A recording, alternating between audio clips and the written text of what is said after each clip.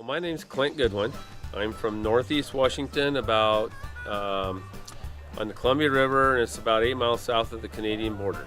What got me into sheep shearing was a long time ago, and I've been shearing for 18 years now.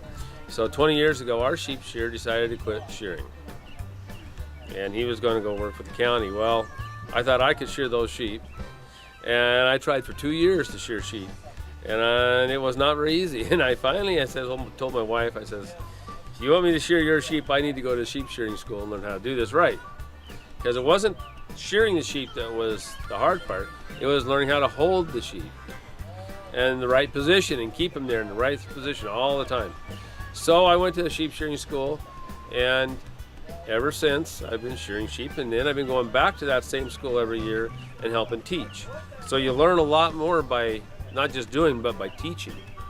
Because you can tell somebody, well, you're supposed to do this, but until you can learn how to actually show them how to do it, it makes a big difference. So then one year, like the second year I was there, they had someone bring in some alpacas, and we got a demonstration on alpacas. So the first time I ever seen an alpaca shorn was at the shearing school.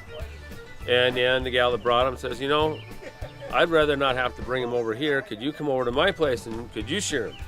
So I said, yeah, I could probably do that if you don't mind me learning on your alpacas. So I did that, and it went pretty good, and I've been doing it, alpacas and llamas ever since. I do goats, primarily Angora goats and cashmere goats. I do shear some dogs. A lot of those farm dogs out there get pretty matted up and need, some of that cleaned up, and they don't like to ride in the car and go to town. So it's easier just to do them right there at the farm. I do a few ponies now and then. Get some of those little shaggy ponies. They need to be cleaned up and look pretty. So it can be pretty interesting and pretty good learning experience for someone.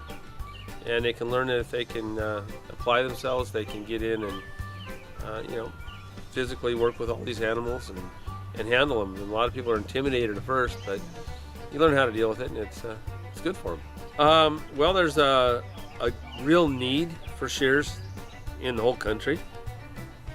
In the Northwest here in Eastern Washington, there's only myself and one other shearer that have been shearing for quite a few years, and we travel everything from I go across the mountains, he doesn't, but he's out of Moscow, Idaho, and I'm clear up north, and we cover a lot of ground and do a lot of clients. I shear for about 370 clients a year. I average, because I do small flocks primarily, anywhere from 1 up to 100 animals. I might hit anywhere from 3 to 8 farms a day. My average is about 3.5 probably. So that's an important need there that I fulfill, because the other shears that come through are usually large flock shears, and they only want to stop for farms that have thousands of animals or hundreds of alpacas or something like that. And so if anybody out there ever wants to learn, you have them get a hold of me. Yeah, you can follow me on Facebook if you want. I'm on my Facebook name is Clint's Shearing, and you can like that and see where I go. I don't do a lot of posting because I'm usually too busy working, and I kind of live out of the back of my truck back here. I got a bed in the back, and so a lot of times that's my condo, as I call it, and I either stay there with customers, friends, relatives, wherever I can. But a lot of times I just hang out in my condo.